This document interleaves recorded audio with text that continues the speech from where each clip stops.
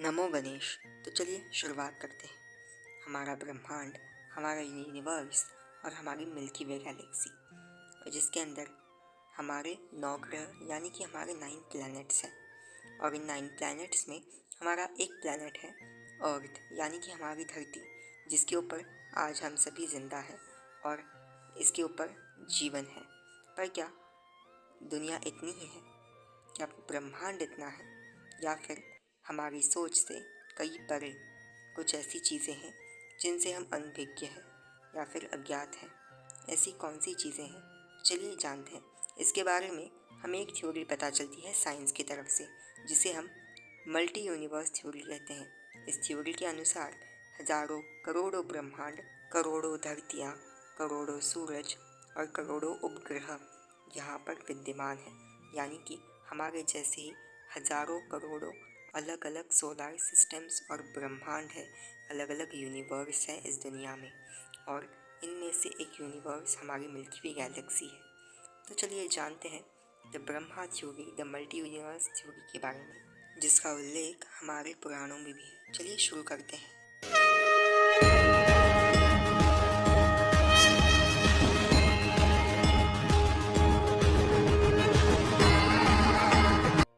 राधा के संग रास करने वाला श्याम वर्ण का राधा रास नटवर श्री कृष्ण, जब ब्रह्मदेव को पता चला कि एक छोटे से बालक ने इंद्रदेव के घमंड को तोड़ा है, जिसने छोटी सी उंगली पर गोवर्धन गिरधारी पर्वत को अपनी छोटी सी उंगली के ऊपर धारण करके गोकुल वासियों की जान बचाई है, तब ब्रह्मदेव ने सोचा कि वो इस बालक की परीक्षा लेके देखते हैं क्या ये सच्ची में हरि का अवतार है।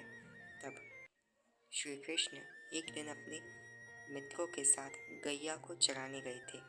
तब वहाँ पर उनके मित्र खेल रहे थे। तब ब्रह्मदेव ने वहाँ पर जाकर उनके मित्रों को वहाँ से उनका अपहरण कर लिया और उनके मित्रों को वहाँ से गायब कर दिया। जिसके बाद ब्रह्मदेव उनके मित्रों को लेकर पहुँच गए उनके लोक ब्रह्मलोक में, जहाँ पर उनके मित्र निद्रावस्था में थे।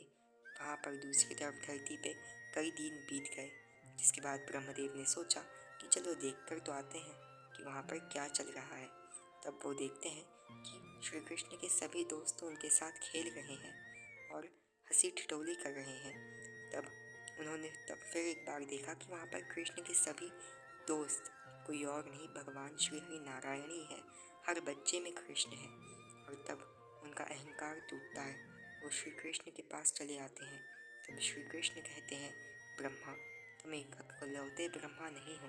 तब वो ब्रह्मा को आवाज़ देते हैं। तब हजारों करोड़ों ब्रह्मा एक स्थान पर आ चले जाते हैं, जहाँ पर हजारों मुख, 4 मुख, 1 मुख, ऐसे करोड़ों ब्रह्मा थे, जिन्हें देखकर ब्रह्मदेव का अहंकार टूटा। तब श्री कृष्ण ब्रह्मदेव को बताते हैं कि तुम एकलौते ब्रह्मा नहीं हो, तुम्हारे जैसे करोड़ों ब्रह्मा हैं, जिनका पालन करता मैं हूँ और मैं ही इस सृष्टि का मूल हूँ। ऐसी हजारों सृष्टियाँ मेरे ही इर्द गिर्द हैं और मैं इनका पालन करता हूँ, तुम तो केवल निर्माता हो। तब ब्रह्मदेव का अहंकार टूटता है। और दूसरी कथा के अनुसार ये कथा गणेश पुराण में बताई गई है। तो चलिए शुरू करते हैं। जब महागणाधिपति जी के आदेश से ब्रह्मदेव को सृष्टि का निर्माण करना था, तब उन्हें समझ में ही नहीं आ रहा था कि वो सृष्टि का निर्माण कैसे करें। उनके निर्माण में अनेकों विघ्न आ रहे थे। तब ब्रह्मदेव ने श्री गणेश की हजारों वर्षों तक तपस्या की और षोडशोपचार द्वारा उनका पूजन किया, जिससे प्रसन्न होकर भगवान श्री गणेश उनके सामने प्रकट हुए। और तब महागणेश जी ने उनकी दुविधा को समझकर उनको अपने सूंड से खींचकर उनके उदर में ले लिया। जिसके बाद ब्रह्मदेव जब श्री गणेश के उदर में पहुँचे, तब वहाँ पर हजारों ब्रह्मा थे, जिन्होंने ब्रह्मांडों का निर्माण किया। हजारों विष्णु ने उनका पालन किया और वक्त आने पर हजारों रुद्र वहाँ पर सृष्टि का सर्वनाश कर उसका अंत कर दिया। तब उन्हें समझ में आया कि करोड़ों ब्रह्मा हैं और करोड़ों ब्रह्मांड जो कहीं और नहीं, श्री गणेश के उदर में ही निवास करते हैं। तब इस सत्यता को ज्ञात कर तब वो श्री गणेश जी को विनती करते हैं और उसके बाद श्री गणेश उन्हें उनके उदर से बाहर ले आते हैं। जिसके बाद ब्रह्मदेव को अब समझ में आ चुका था कि वो सृष्टि का निर्माण कैसे करें, और भगवान गणेश के आदेश से और उनकी इच्छा से उन्होंने एक ब्रह्मांड की निर्मित की।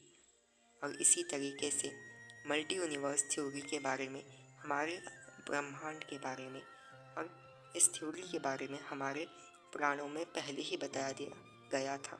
और बात करें तो ऐसी कई सारी थ्योरीज है जैसे कि द मल्टी यूनिवर्स थ्योरी।